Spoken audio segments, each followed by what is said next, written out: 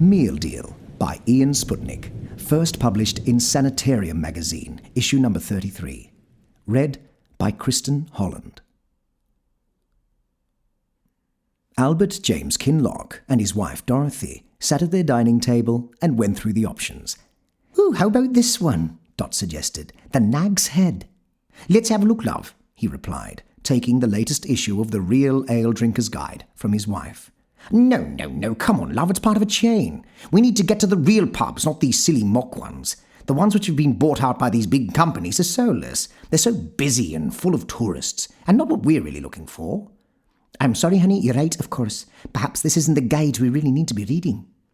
"Eureka!" Bert shouted, which made Dot almost jump out of her skin. "What on God's earth?" "So sorry, my sweet," he apologized. "Listen to this.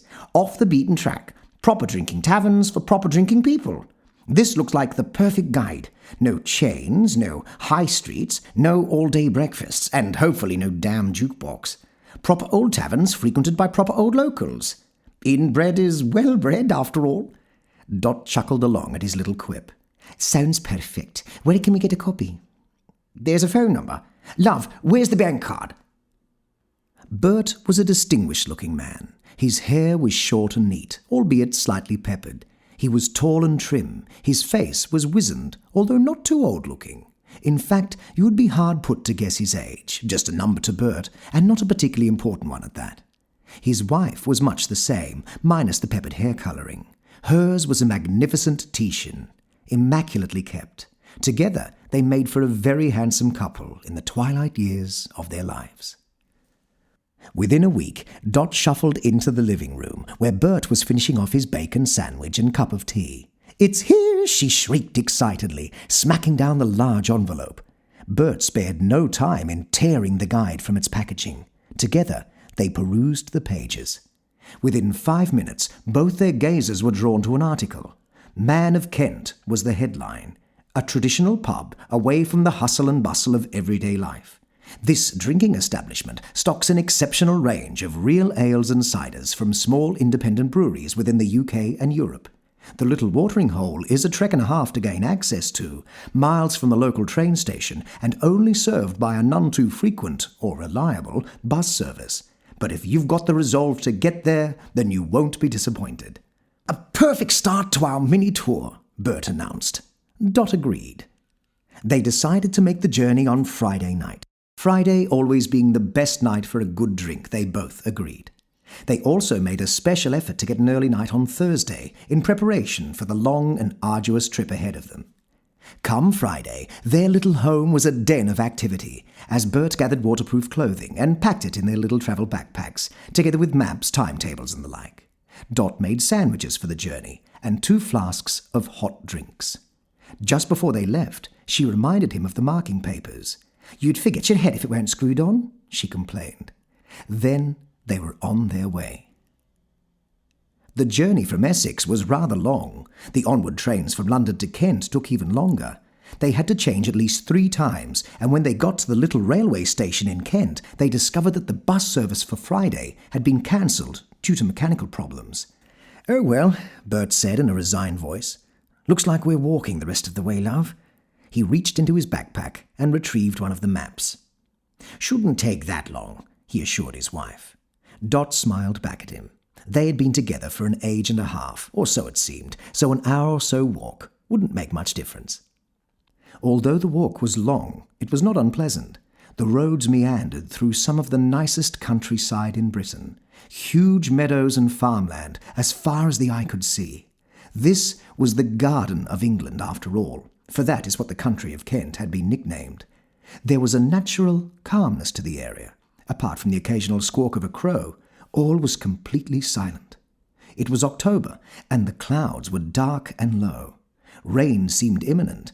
Bert hoped that they would make it to their destination before the heavens opened up, and his wife, obviously, agreed.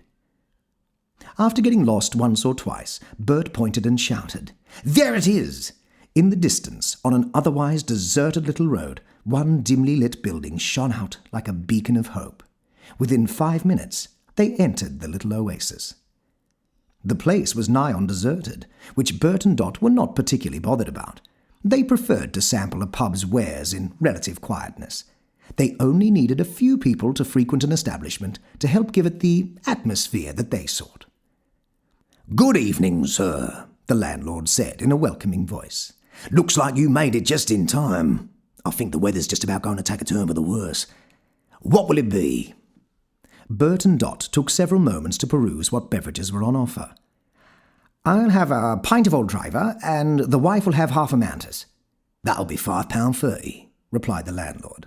Bert reached into his trouser pocket and pulled his wallet loose. It took some doing, due to the girth of the leather pouch, and when he opened it, the landlord could see why. It was completely stuffed full with a large wad of notes.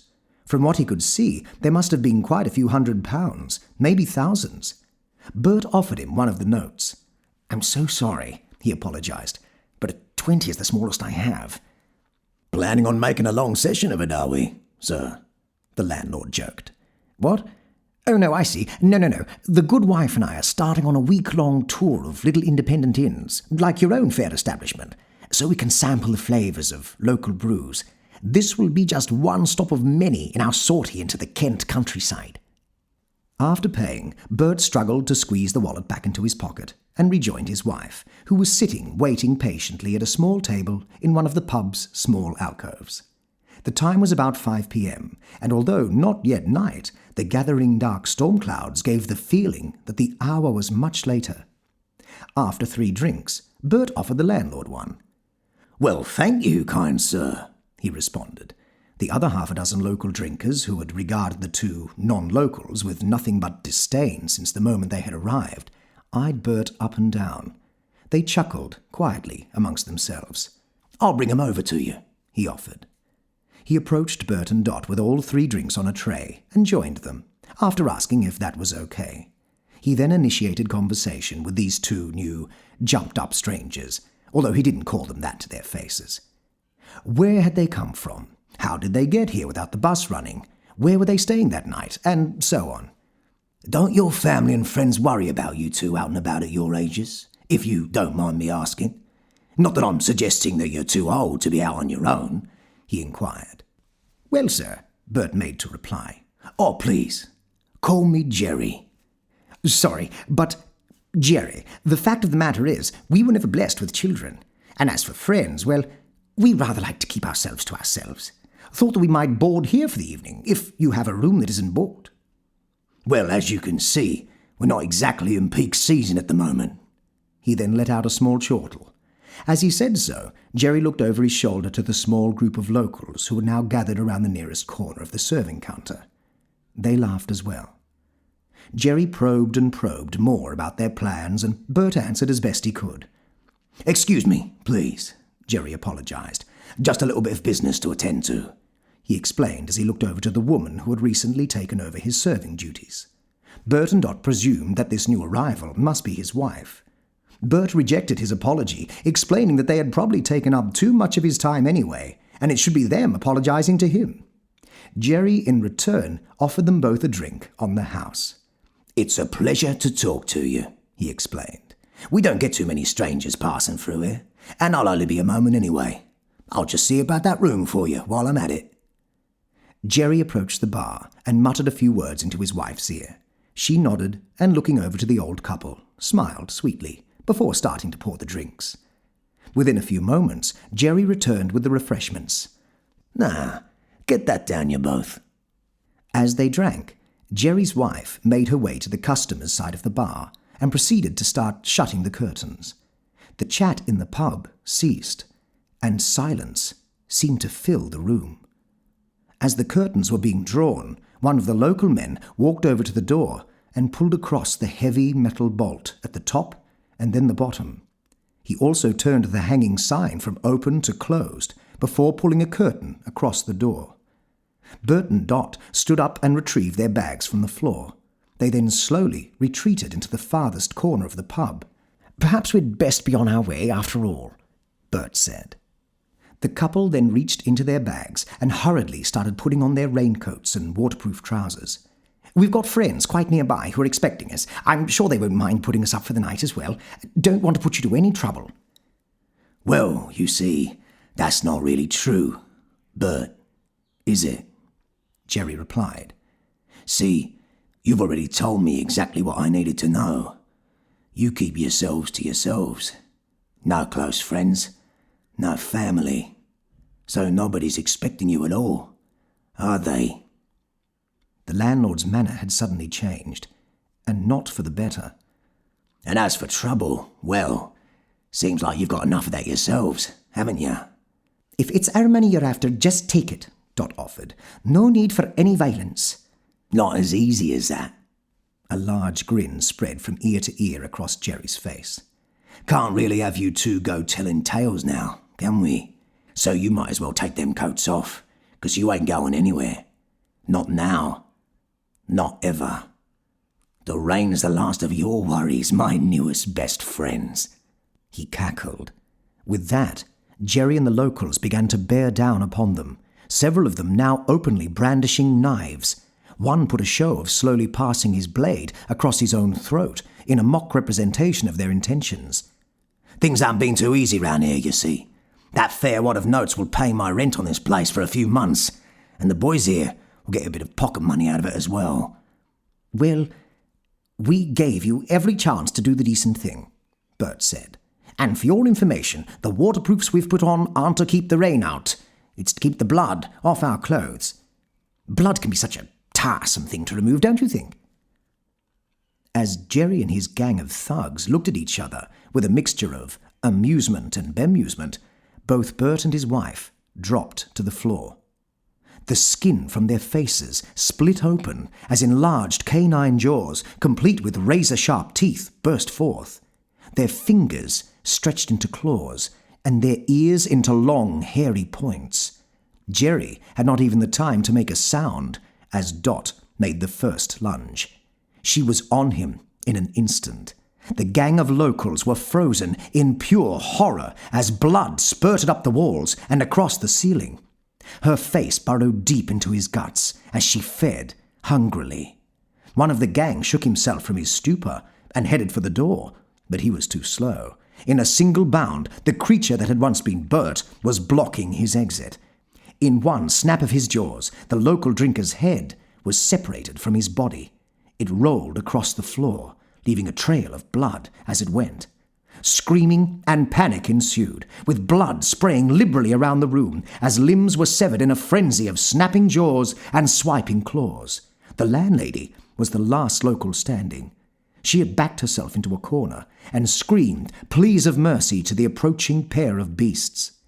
They paused for a brief moment before looking at each other and letting out mocking, hyena-like laughter. They pounced. The creatures that were formerly Bert and Dot then spent the evening gorging on flesh and lapping up the blood as it flowed freely from the corpses that lay broken and dismembered around the public house. They then settled on the crimson-soaked floor and groomed each other's faces to remove any last morsel of human remains. After such a feast, they then fell into a comfortable sleep. Come morning, the couple awoke back in human form. They removed their waterproof PVC coats and trousers, and Dot took them to the toilets to rinse off the blood. Bert, in the meantime, took the opportunity to empty the pockets and wallets of locals. He then emptied the till of the evening's takings. Finally, he sat at the table that had received the least in the way of blood and gore soiling, and retrieved one of the marking papers from his backpack. Dot joined him within a few minutes. "So what do you think?" asked Bert. "I would say a slightly woody taste with a hint of assholes," she replied. They laughed in unison as Bert filled in, "Man of Kent, slightly woody with undertones of asshole." Before leaving, Bert made his way into the kitchen and turned the gas hob on. After turning each knob to maximum, he lit a small fire in the bar area and joined his wife outside. They then made their way slowly but purposefully to the train station. It was still dark, but thankfully not raining. Once they arrived, they found that they had at least 3/4 of an hour before the first train of the day was due to arrive. This gave them ample opportunity to pick their next destination. "So, what's the next drinking hole, my lover?" Dot asked. "How about the Mackland Arms in Raynham?" "Ooh, farming stock," she cooed. "They always have a nice, earthy aftertaste." She then noticed that Bert gave a slight shiver. "Oh, honey, I think I've got just the thing to ward off a chill before it starts." She retrieved the 2 flasks that she had prepared and packed the day before, unscrewed them, and peered into each. A slight waft of steam escaped from both as the contents came in contact with the frigid early morning air. "Oh, good, still nice and warm," she gushed. "This'll put hairs in your chest." After smelling each, she asked, "AB negative or O positive, dear?"